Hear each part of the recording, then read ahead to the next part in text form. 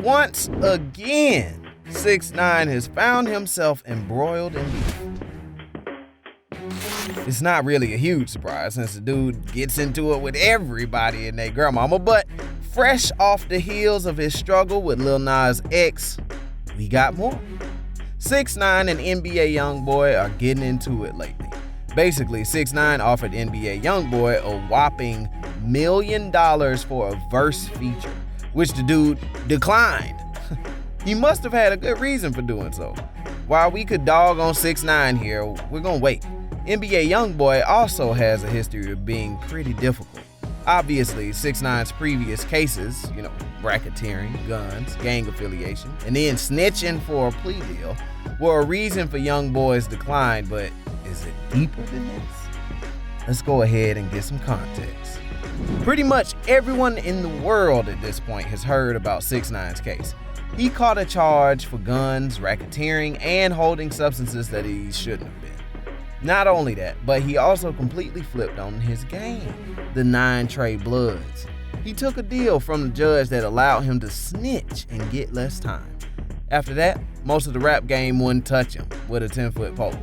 Most likely, NBA YoungBoy doesn't want to get caught up in that drama and would rather avoid the whole thing if possible.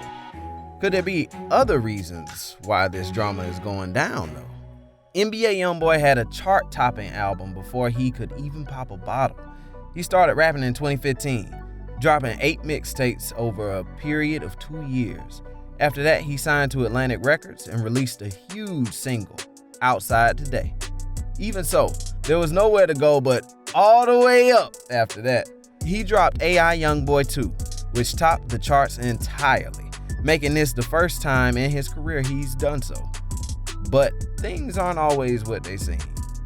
YoungBoy isn't exactly like you might guess. He's a weird kind of guy.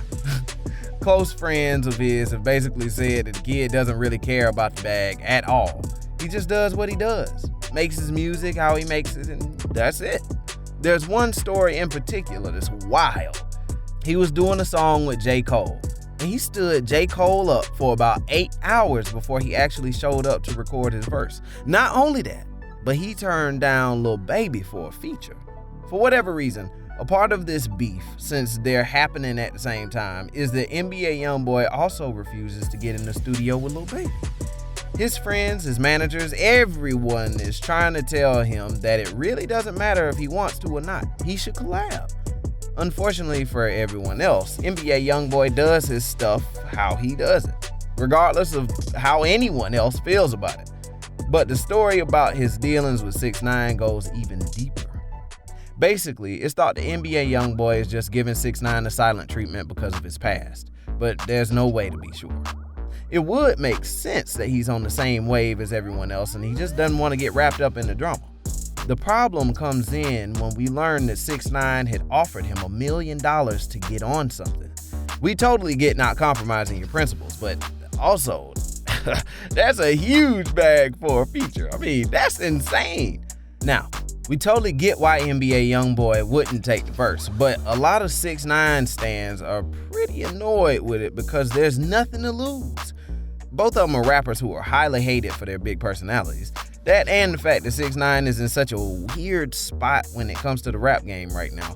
Their styles would mesh well.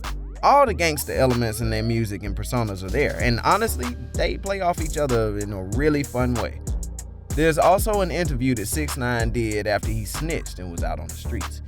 He got on The Breakfast Club in 2018. He threw some shots that were pretty vague, but after a little digging, people realized he was talking about YoungBoy. There they were, talking about washed up rappers, one-hit wonders, and things like that. DJ Academic said that some of the rappers 6ix9ine listed were platinum in the streets, which 6ix9ine replied to by saying that's a cop-out, and that if these rappers were really out here, their numbers would show it. The other jab was that 6ix9ine mentioned a rapper who has herpes, which seemed like kind of a blind jab, but he was actually specifically talking about NBA YoungBoy. After a really rough breakup with his BM, NBA YoungBoy came out with a track that was specifically him confessing to have gotten herpes during the entire debacle. Herpes in my blood and that shit got me crying. I really got feelings, you see without science. Somebody ain't real, I'ma come out. This is the diss that really drove it home for fans, as they realized exactly who he was talking about. It's pretty sad that 6ix9ine didn't even have the guts to come out and talk mess directly. It's one thing to call someone out without being provoked like that, and it's another thing entirely to just sit there and sneak diss on the Breakfast Club. Even if the rapper you're dissing doesn't hear it, you can be sure one of their fans will. Then they're gonna take to Twitter, let the rapper know, and then voila, you got a beef. The tweets were all over the place, from saying 6ix9ine's the GOAT to that's right, a real one don't fuck with a snitch. Someone like YoungBoy is not about to look soft by blowing it off and saying nothing. There's gotta be a response. Hasn't there? Nope, nothing. NBA YoungBoy decides it's not worth it, and that he wants nothing to do with the clout-chasing beef 6ix9ine is cooked up. 6ix9ine just does this, and getting wrapped up in the whole thing is basically exactly what he wants. Instead, he's remained completely silent, and it seems to be doing wonders for him. He's only gonna fuel the fire if he doesn't keep quiet about everything. That being said, fans were pretty much all over the diss on Twitter, but who fought it out harder? Both 6ix9ine and NBA YoungBoy have some pretty devoted fans, but in the end, it seems like YoungBoy fans were victorious for a number of reasons. People sleuthed it up and figured exactly what was going on and had some words with both sides getting pretty massive support. Another important part of the equation is how loyal all of YoungBoy's fans are. They pretty much grew up watching NBA YoungBoy figure out where he was taking his music. His music is pretty introspective a lot of the time. He opens up about his struggles, and his fans vibe with that.